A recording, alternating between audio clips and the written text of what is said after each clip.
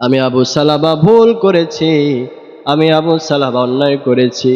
আল্লাহ তুমি তো বলেছো লা তাকনাতু মির রাহমাতিল্লাহ, আল্লাহ এই রহমতের আশায় তোমার কাছে ক্ষমা চাই, আল্লাহ তুমি আমাকে ক্ষমা করে দাও। এভাবে কাঁদতেছে আর কাঁদতেছে, দিন যায় রাত যায়, আবু সালাবার কান্না শেষ হয় না।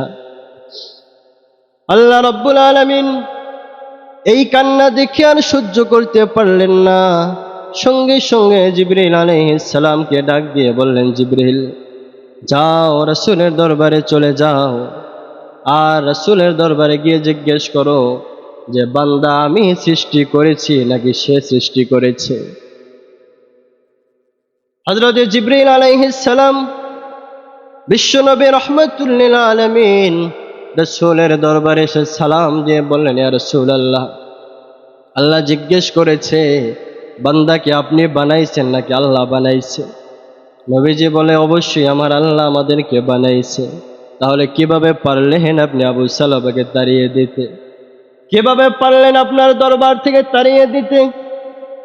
আবু সালাবার তাওবা আল্লাহ রাব্বুল আলামিনের কাছে এতই ভালো লেগেছে, আবু সালাবার জীবনের সমস্ত গুনাহ আল্লাহ মাফ করে দিয়েছে। সুবহানাল্লাহ।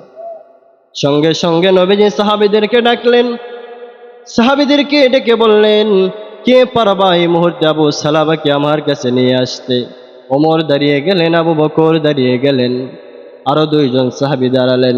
হযরত সালমান ফারসি রাদিয়াল্লাহু আনহু দাঁড়ালেন, হযরত আলী ইবনে আবি তালিব রাদিয়াল্লাহু আনহু দাঁড়ালেন। নবীজি বললেন, ওমর, আবু বকর তোমরা বসো। সালমান আর আলীকে পাঠালেন, যাও কোথায় আছে আমার আবু সালাবাকে খুঁজে বের করে নিয়ে আসো। খুঁজতে খুঁজতে বিকাল হয়ে গেল, কোথাও আবু সালাবাকে পায় না। সন্ধ্যা পর্যন্ত অপেক্ষা করলেন। সন্ধ্যার সময় আবু সালাবা পাহাড়ের চূড়ায় উঠে আবার কান্নাকাটি শুরু করে দিলেন। কান্না করতে করতে এতটাই জরাজীর্ণ হয়ে গিয়েছিল, না খেতে না খেতে এতটাই অসুস্থ হয়ে গিয়েছিল যে আবু সালাবা নিজে উঠেও দাঁড়াতে পারছিল না। সালমান ফারসি এক হাত ধরলেন, আলী এক হাত ধরলেন, দুইজনে এক হাত ধরে ধরে উসকে তারপর রাসূলের দরবারে নিয়ে আসলেন।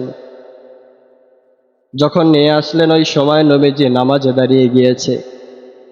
তারাও যখন আসলো, তারা পিছনে দাঁড়ালো নামাজে। নবীজি ওই সময় তেলাওয়াত করছিল সূরাতুত তাকাসুর। নবীজি বললেন, আলহাকুমুত তাকাসুর হাত্তা যুরতুমুল মাকাবির। যখন তিনি প্রথম আয়াত তেলাওয়াত করলেন নামাজে, আবু সালাবা একটা চিৎকার দিয়ে উঠলেন।